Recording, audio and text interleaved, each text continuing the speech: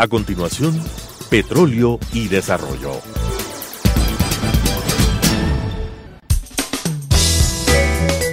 Clasificación B, bajo supervisión de un adulto.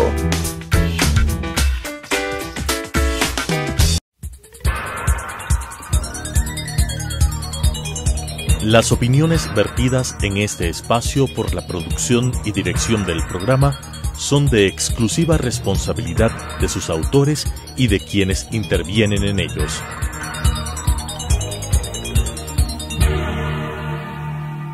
Telesucesos Canal 29 UHF presenta Petróleo y Desarrollo, conducido por Henry Llanes, especialista en temas hidrocarburíferos y en los ámbitos de la política, la legislación, la contratación y la política económica.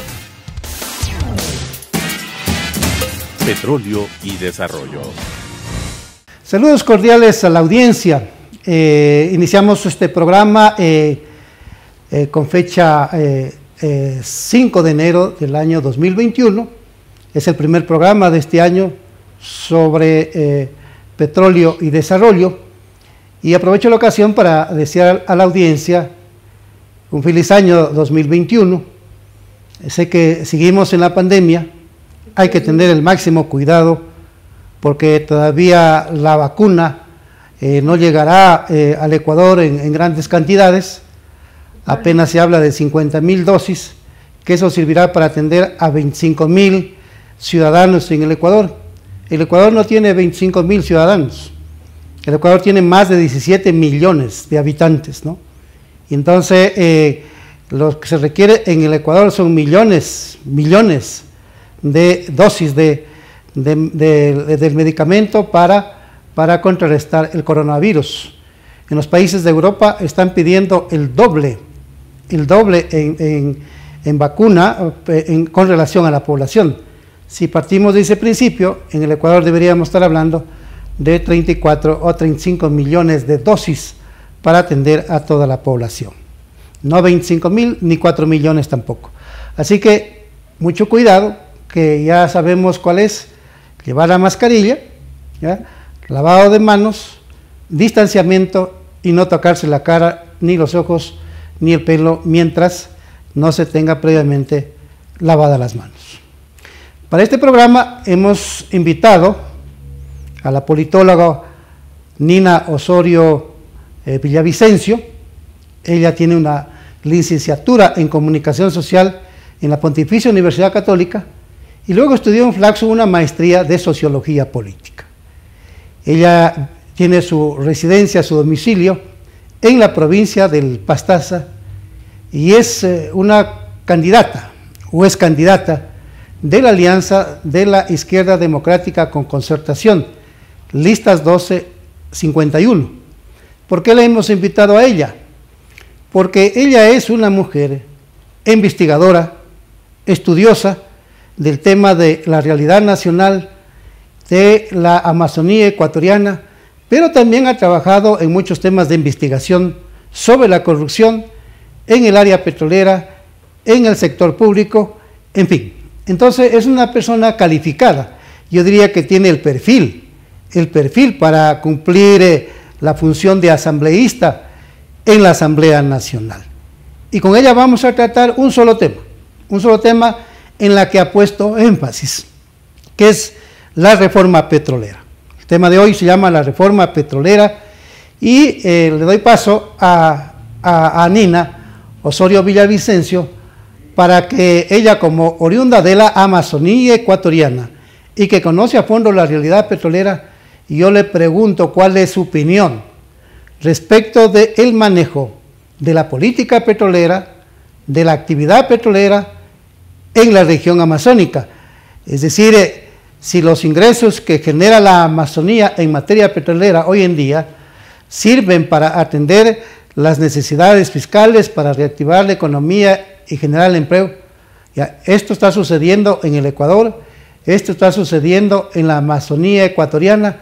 ¿Qué balance podemos hacer de la actividad petrolera en esta región? Bienvenida, querida Nina Osorio Villavicencio. Un buen año para ti y para tu familia. Muy amable por atender esta invitación.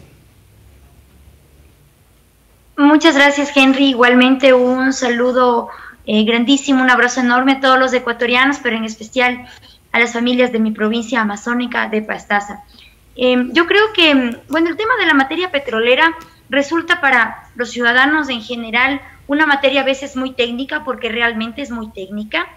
Sin embargo, a todos aquellos ciudadanos conscientes, y especialmente aquellos que vivimos en Amazonía y que estamos comprometidos con que la Amazonía sea realmente un polo de desarrollo en el país, tenemos que estar al menos enterados de lo básico sobre el tema de la política petrolera. Yo no me considero una experta, pero me interesa mucho el tema porque realmente la Amazonía es la que abastece el presupuesto general del Estado en gran medida por las exportaciones de petróleo, y lo que hemos podido ver es que en todos estos años, en la última década, ha habido un proceso de ampliación de la frontera petrolera, de aumento de los volúmenes de explotación y de exportación del crudo.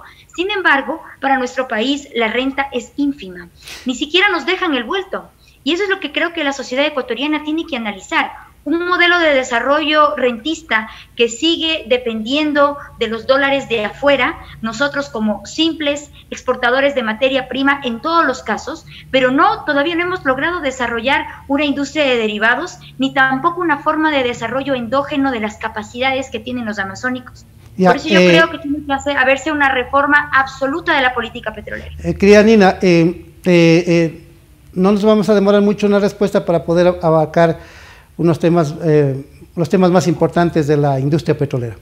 Desde el año 1972 al 2019 prácticamente se ha explotado la gran parte del petróleo de la Amazonía ecuatoriana, y en materia de exportación, sin incluir los ingresos por la industrialización del petróleo en el Ecuador. Solo me refiero en materia de exportación petrolera. El Ecuador ha vendido al mercado internacional desde 1972 al año 2019 $170.000 millones. De esos $170.000 millones, en el periodo 1972 al 2006, los gobiernos vendieron, o el país tuvo ingresos por exportación petrolera aproximadamente $54.000 millones. Eso quiere decir entonces que en 14 años del periodo de la Revolución Ciudadana ha generado el país en materia de exportación petrolera aproximadamente $120.000 millones, un poquito más de $120.000 millones. La pregunta es, de este altísimo volumen en ingresos por la exportación petrolera, que hubiesen sido muy superior, 2 o 3 veces más, o a lo mejor 4 veces o 5 veces más, si el Ecuador hubiese desarrollado la petroquímica, pero eso ya es un capítulo perdido, que le ha generado un impacto económico al Ecuador muy grande porque no desarrollamos la petroquímica, ni siquiera abastecemos el mercado interno con combustibles. Entonces, lo que yo quiero preguntar a Nina, de esta cantidad que menciono, en el gobierno de la Revolución Ciudadana, o tomando en cuenta desde el año 72, una cifra por exportación petrolera que supera los $170.000 millones, ¿qué porcentaje le habría quedado a la Amazonía? Bueno, el resultado de esa ampliación de volúmenes de explotación petrolera han dejado un panorama de desolación en lo social, en lo económico y sobre todo en lo medioambiental. Yo quisiera hablarte de estos pasivos porque realmente el ciudadano es lo que necesita escuchar. Si estamos hablando de petróleo y desarrollo, estimado Henry, en este programa, yo quisiera que también los ciudadanos reflexionemos sobre el tipo de política petrolera que ha promovido el gobierno de Correa y el gobierno de Lenín Moreno, que ha sido de la sucesiva privatización de nuestros campos petroleros, de las joyas de la corona. Afortunadamente en la provincia de Pastaza tenemos solamente un bloque, que es el bloque 10, antes operado por Agiboy Plus Petrol, y hay una presión para ampliar. Ya están ampliados los bloques, pero para ya pues explotar el petróleo en nuestra provincia, y la resistencia social indígena y mestiza ha evitado que eso pase. Pero yo creo que una cosa fundamental es lo siguiente: han dejado una huella tan profunda en la Amazonía, una huella ecológica, cultural, económica, de retraso y de pobreza, y realmente ni siquiera el país se está beneficiando de esos rubros de la renta. Yo creo que una de las políticas fundamentales que tiene que promover un asambleísta y el próximo gobierno es la revisión absoluta de todos los contratos de prestación de servicios. Eso iba a preguntar. Para mí es un error, ¿sí? Eso iba a preguntar, querida Nina, en la reforma, que son 3 cosas fundamentales, pero yo quisiera dar otros elementos a la audiencia para ir a la reforma. Solamente para tomar nota. En el año 1972, la explotación de un barril de petróleo fue de 45 centavos por barril. Anatarás-me, querida Nina, 45 centavos por barril. Y la venta de ese barril de petróleo en el año 1972 fue de $2.50. Si uno se hace una regla de 3 simple, implica que el costo de producción no excedió el 18% de los ingresos por el precio de venta. Vamos al año 1977.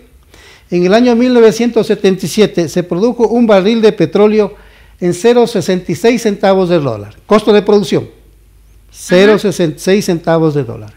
¿Cuál fue el precio de venta del barril del petróleo? Fue de $12, $12.97. Eso implica que el costo de producción del barril del petróleo no excedió del 5% del precio de venta del barril del petróleo.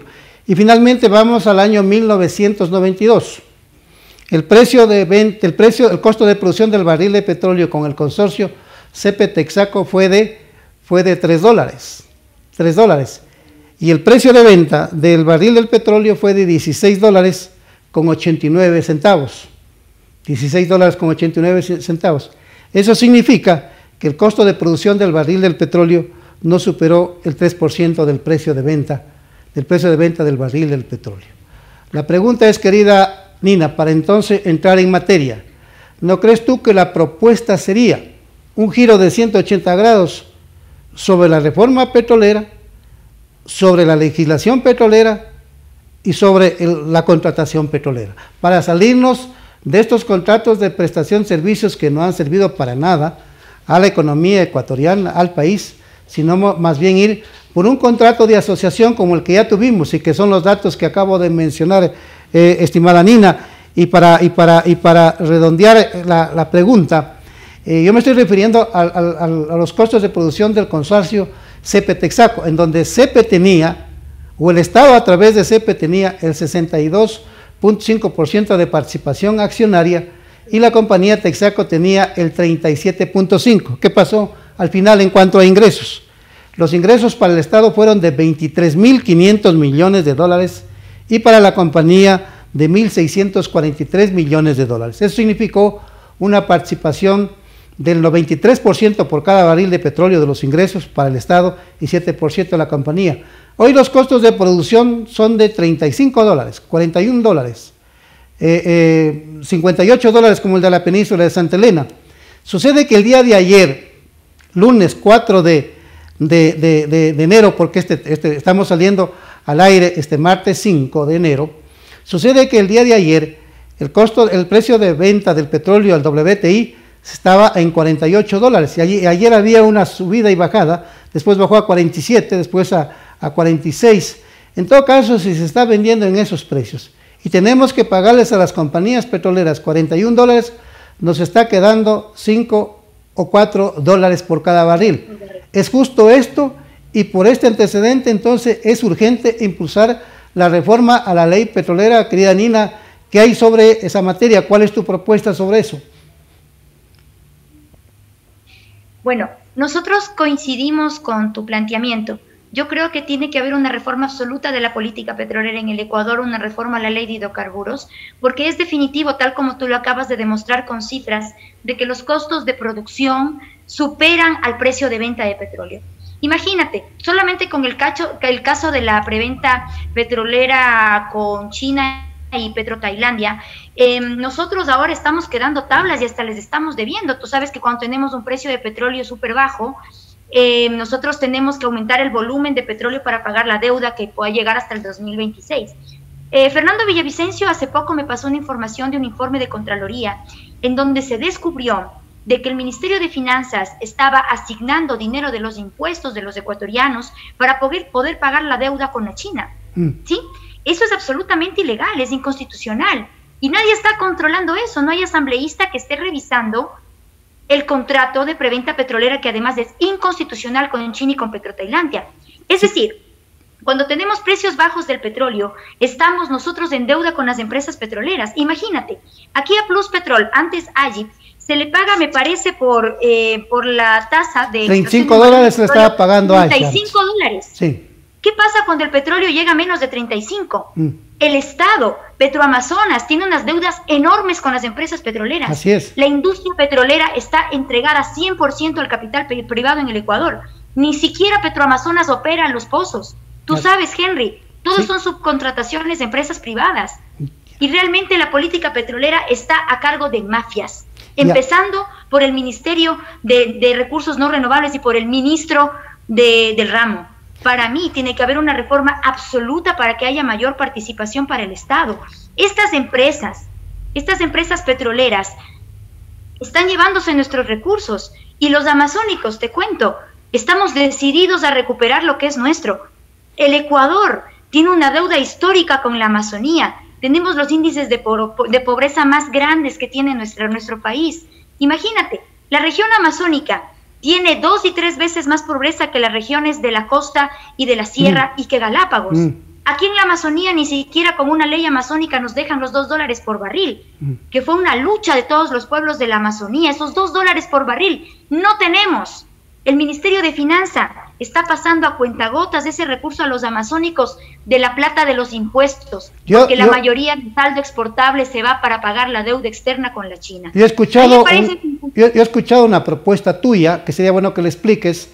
Tú mencionas que de las reservas comercialmente explotables remanentes, de las que faltan por explotar, yo he escuchado una propuesta de reforma de tu parte para toda la región amazónica, porque lo que tú acabas de decir, la pobreza en la Amazonía es 2 o 3 veces que las otras regiones, a pesar de que la Amazonía ecuatoriana se ha explotado, qué sé yo, cerca de $300.000 millones, tomando en cuenta los ingresos por exportación y los ingresos en el mercado interno desde el año 72 al 2019.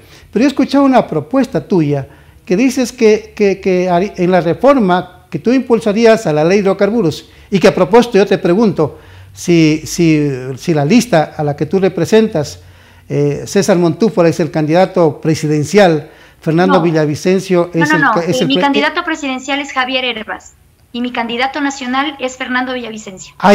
Perdón. Entonces la pregunta es, yo he escuchado del 20% y quisiera que esto lo expliques, pero y la segunda pregunta sería, ustedes, el candidato presidencial de ustedes y Fernando Villavicencio, ¿reconocerían los contratos que está firmando el señor ingeniero René Ortiz Durán en este gobierno? ¿Los van a reconocer? ¿No los van a cambiar? ¿No los van a modificar? No los vamos a reconocer. Definitivamente uno no puede reconocer contratos que son tan lesivos para el Estado, que no nos dejan absolutamente utilidad y que son un entreguismo de la patria y un entreguismo de nuestros recursos naturales y sectores estratégicos al capital privado, que no deja réditos a la Amazonía. Fernando Villavicencio es mi candidato nacional por concertación, y pues con él hace un par de meses nos reunimos en la provincia de Sucumbíos con varios compañeros candidatos a la asamblea y firmamos el acuerdo para un Ecuador postpetrolero. Creo que tanto los quiteños, guayaquileños, manabas, todo el país y los amazónicos tenemos que estar conscientes de que tenemos reservas de petróleo para algo así como unos 10 años. Mira, han pasado medio siglo y la Amazonía continúa siendo la región más postergada en todos los aspectos. Así que el Ecuador tiene que unirse en un bloque que no solamente sea de los amazónicos. Para resarcir esta deuda histórica con la Amazonía. Y la propuesta que tú me acabas de mencionar, Henry, es la siguiente. Tenemos más o menos unos 8.000 millones de barriles extraídos desde el primer pozo que se hizo, desde el 64, ¿no es cierto? Sí. Nos quedan algo así como 2.000 millones de reservas. Los amazónicos vamos a luchar para crear un fideicomiso en donde el 20% de esas reservas sean exclusivamente para el desarrollo amazónico.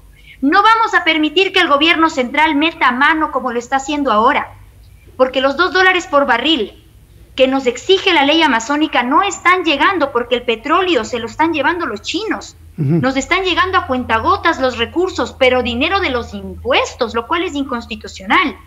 Los amazónicos queremos que el 20% de las reservas sean para nosotros, administrado especialmente por los gobiernos locales, parroquiales, y en concomitancia y participación directa con las comunidades.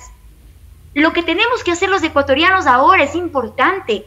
Pensar en el futuro post-petrolero del Ecuador. Ya no hay petróleo. Bueno, no importa, porque los amazónicos nunca hemos vivido del petróleo realmente. ¿De dónde va a sacar plata el Estado, al menos de esas migajitas? Hay que pensar en una propuesta de avanzada, una propuesta que nos permita desarrollar nuestras propias capacidades. Pero para eso el Ecuador tiene que reparar la Amazonía, descontaminar los ríos, reparar e indemnizar a las comunidades que han sido azotadas por la contaminación, por el cáncer, por las enfermedades. Esas reservas, el 20% van a ser para mejorar la educación y la salud de los amazónicos. No vamos a permitir nunca más de que el dinero del Ecuador y que el petróleo que resguardamos los amazónicos se lo sigan llegando los empresarios corruptos, pactados del correísmo y del gobierno de Lenín Moreno, mucho menos para saldar una deuda ilegítima con la China. La política petrolera, Nina, desde los años 90 a la fecha, está diseñada para beneficiar a 3 sectores. A las compañías petroleras que le facturan exagerados costos de producción por la explotación de un barril de petróleo. A los importadores de combustibles, solo en 3 productos. Desde el año 2007 al año 2019 importaron 49.000 millones de dólares. ¿Te puedes imaginar la cifra? En diésel, en gasolina y en gas de uso doméstico. Y si se incluyen los otros productos como Q3 Top, como Jet Fuel, como Fuel Oil, como Avgas, esa cifra supera los 60.000 millones de dólares. Es decir, es equivalente al monto de la deuda pública que tiene el Estado actualmente. Entonces, la sugerencia sería de que si restan 2.000 millones de barriles por explotar o 2.500 millones de barriles por explotar, la propuesta tiene que ser integral. Aquí hay que hacer el corte, es decir, cambiar la política petrolera, cambiar la legislación y cambiar la contratación. En esto estaría de acuerdo el candidato presidencial Javier Hervas de la Izquierda Democrática, así como también él está dispuesto a no reconocer los contratos petroleros que deje firmando el actual gobierno en la administración del ingeniero René Ortiz Durán, y dentro de eso, el ingeniero René Ortiz Durán, algo que no está en la Constitución, y también el gobierno de Correa, sería bueno que tú lo revises, en la ley de hidrocarburos, no en la Constitución, en la ley de hidrocarburos. En la ley de hidrocarburos no establece la preventa del petróleo. La ley de hidrocarburos no establece la venta anticipada del crudo. La ley de hidrocarburos no establece que se canjee el petróleo por deuda, o que se lo hipoteque el petróleo, o que se lo prende al petróleo. Eso no existe. Y entonces si no está allí, y como el petróleo es un recurso público que debió convocarse a proceso licitatorio y adjudicarse mediante proceso licitatorio la mejor oferta para vender el crudo, no está eso. Ustedes han conversado, tú, Javier Hervas, ustedes han conversado para hacer una investigación a fondo de lo que acabo de mencionar. Este es un compromiso de los amazónicos. Y gracias a que Fernando Villavicencio está liderando nuestro bloque de asambleístas a nivel nacional, hay un compromiso para enfocar esta reforma petrolera de tal manera que beneficie a los amazónicos. Igual como nuestro candidato presidencial es un mandato de la Amazonía. Yo antes de ser candidata soy una activista social, soy una activista defensora del agua y de los derechos de la naturaleza. Así que más allá del tema de la campaña, este es un mandato de las organizaciones sociales. Esta es una presión que vamos a ejercer sobre nuestro candidato si llega a ser presidente. Esta es una presión que vamos a ejercer en el Parlamento para todos los asambleístas, así que alístense. Viene un bloque de asambleístas que va a recuperar el dinero de los amazónicos y que está comprometido a revisar los contratos, a hacer una fiscalización concreta y completa de todos los contratos y a no reconocer esos contratos de usura entreguistas hechos por el gobierno de Lenín Moreno para favorecer los convenios de deuda con el Fondo Monetario Internacional. No estamos dispuestos a que los mismos empresarios sigan de parásitos de los recursos de los amazónicos. Quisiera que alguna vez alguno de ellos o alguna autoridad venga y se dé vuelta por mi región y que descubra, por ejemplo, que el cantón Arajuno, en mi provincia, en Pastaza, es el cantón que tiene los índices de desnutrición más altos de todo el país. Y al lado de Arajuno está el bloque 10. El bloque 10 que ni siquiera, allí la empresa no compra ni siquiera el agua. Ni siquiera contratos para los volqueteros, para los transportistas, peor para los profesionales. Y nos están cobrando una tarifa de $35 por prestación de servicios. Y aquí a Pastaza llega cero de la explotación petrolera.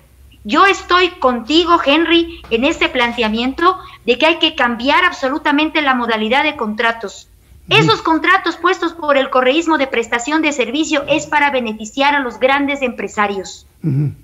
Y no estamos dispuestos a entregar los recursos estratégicos a la empresa privada. Así es.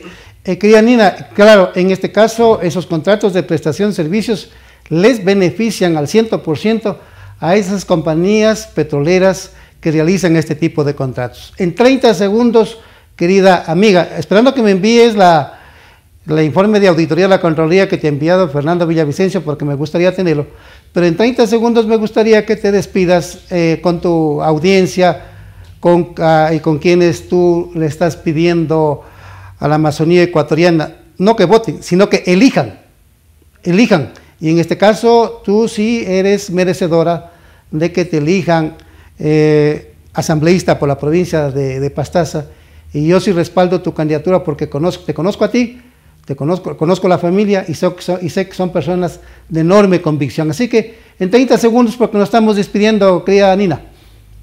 Gracias, Henry, por el espacio. Creo que esta no es una responsabilidad solo de los amazónicos, sino de todo el Ecuador.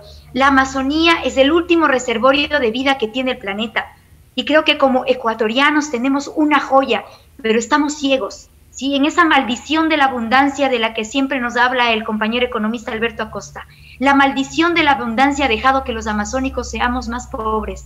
Realmente llamo la atención a las ciudades, llamo la atención a todos los candidatos del país, a que nos unamos para que realmente estos sectores vulnerables reciban una compensación justa. El Ecuador no vive del petróleo y no va a vivir de la minería. Los que viven de esos recursos son los grandes empresarios, esos traders de la intermediación petrolera se nos llevan nuestros recursos. Nosotros somos capaces de sacar este país adelante con nuestro talento. Así que les invito a que respalden a la Alianza 1251 en Pastaza y a Fernando Villavicencio a nivel nacional.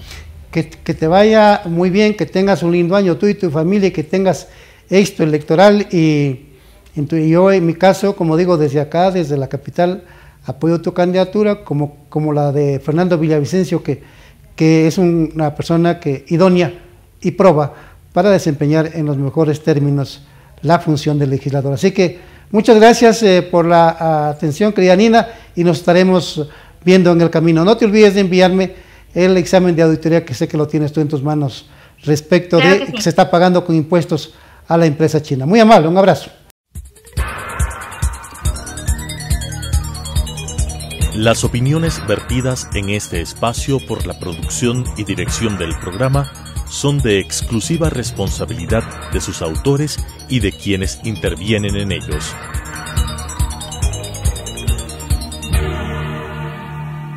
Telesucesos Canal 29 UHF presentó Petróleo y Desarrollo, conducido por Henry Llanes, especialista en temas hidrocarburíferos y en los ámbitos de la política, la legislación, la contratación y la política económica. Petróleo y Desarrollo.